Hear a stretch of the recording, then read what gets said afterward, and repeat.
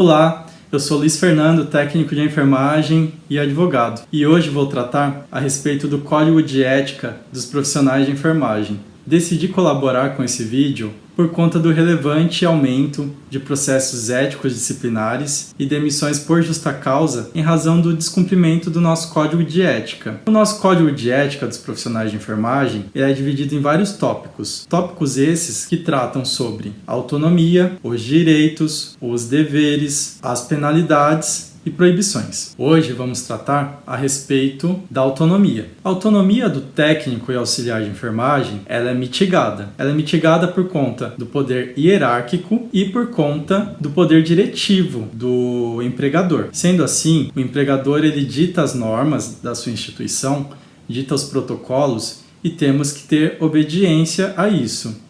Sem contar que o nosso enfermeiro, ele também tem um poder didático, científico, ele também tem essa autonomia. Sendo assim, temos que respeitar também isso. De forma que a nossa autonomia, ela se torna mitigada. Mitigada por conta desses fatores, ela fica restrita. Essa autonomia, ela se restringe ao nosso conhecimento técnico. Ou seja, temos que ter obediência, principalmente, à literatura. O que a literatura diz para o técnico fazer em relação ao procedimento? Como deve ser feito? E analisar os protocolos da instituição. Sendo assim, temos respaldo com essa autonomia. Dentro desse conceito de autonomia, temos também o direito de recusa. O direito de recusa ele se enquadra tanto no tópico do direito em si, quanto no tópico da autonomia. Podemos nos recusar de executar procedimentos do qual não nos sintamos seguros e do qual possamos colocar em risco a saúde do paciente. Ou seja, essa recusa ela se enquadra quando não dominamos o procedimento, quando estamos inseguros em realizar ou possa passar essa insegurança para o paciente. Um exemplo prático desse direito de recusa é quando o técnico ele trabalha em uma unidade de internação e por algum motivo ele precisa rodar para uma unidade de terapia intensiva. Ou seja, esse técnico ele não tem mão para tocar o UTI e ele se sente inseguro em realizar os procedimentos da UTI. Sendo assim, ele pode realizar o poder da recusa. Conversando sobre isso, também temos que levar em consideração vários fatores. Ou seja, nesse exemplo que acabei de citar, esse técnico ele tem que conversar com seu gerente, conversar com o enfermeiro a respeito dos seus medos, anseios e tentar entrar em um consenso para que ele possa fazer essa roda, né, essa mudança de setor temporária de forma segura. Ou seja, nem sempre podemos ficar nos recusando de tudo. Às vezes é mais fácil você se recusar de fazer procedimentos e não de mudar de setor. Porque senão o técnico acaba sendo aquele cara chato, né? Que toda hora está implicando, toda hora está reivindicando. E querendo ou não, precisamos do nosso emprego. Precisamos da estabilidade no nosso serviço. E não dá para toda hora ficar negando, ficar se recusando.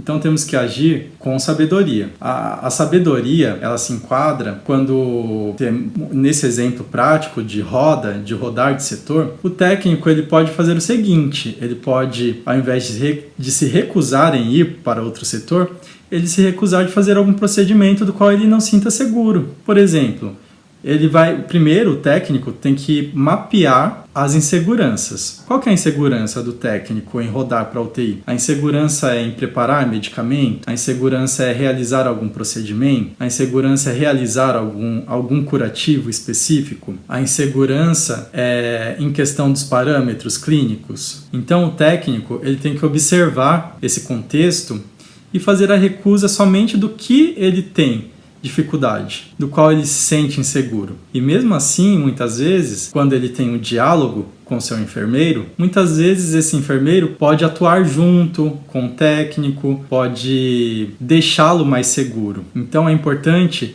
a comunicação. Em todo caso, acabei de relativizar um pouco a recusa, mas existem casos extremos do qual o técnico tem que realizar a recusa, sendo que a recusa eu só dei um caso exemplificativo, eu só citei um caso. Existem diversos casos exemplificativos para recusa. Existem diversas situações do qual põe o auxiliar e o técnico em uma posição do qual ele tem que se recusar. Existem diversas. Pode ser uma recusa de prescrição médica, uma recusa de prescrição de enfermagem, uma recusa de realizar procedimentos, enfim, são vários tipos de recusas, vários exemplos. Sendo assim, quando for essencial, quando não tiver saída para o técnico colocar o seu direito de recusa, nesses casos, o técnico tem que ter um respaldo jurídico para poder realizar essa recusa com assertividade. Ou seja, quando o técnico se vê em um momento do qual ele tem que se impor e fazer essa recusa, quando houver essa necessidade extrema, esse técnico terá que registrar,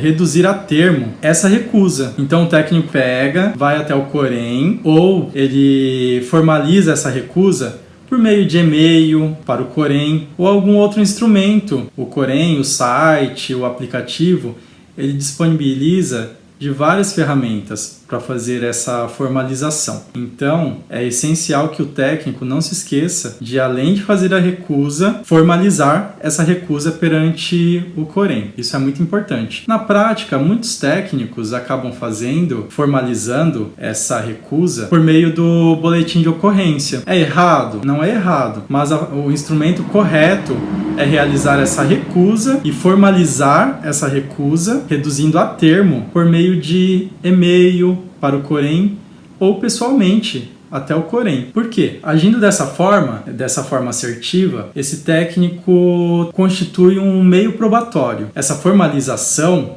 no papel, ela se torna um meio de prova para que, se o empregador no futuro faça uma demissão por justa causa, esse técnico possa reverter esse processo de justa causa. Então, isso é muito importante para o nosso dia a dia, a gente saber como realizar essa recusa, quando e onde. Sendo assim, qualquer dúvida que tiver, pode me enviar mensagem por WhatsApp, por e-mail ou no próprio YouTube, que eu vou fazer o possível para responder. Se eu não souber responder, eu vou dar um jeito de fornecer uma resposta, vou procurar com alguém que saiba sobre o assunto e vou dar uma resposta para vocês. Então curtam o meu canal, se inscrevam no meu canal e é isso.